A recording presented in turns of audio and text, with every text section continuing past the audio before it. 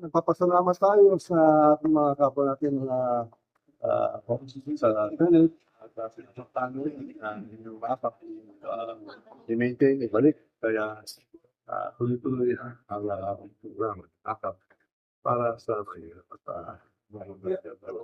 pag-alin natin ang tulungan natin ang lutas natin ang kaya natin ang administration at Speaker, yung buong budget ko ng akap na to maintain. Opo, this as we propose to the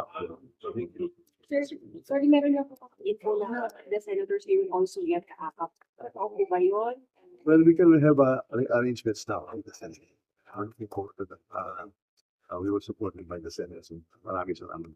Speaker, Subsistence allowance. naibigay po. Ay, napaka-magandang balita. Kagaya ng ginawa natin na linigay natin ng increase of the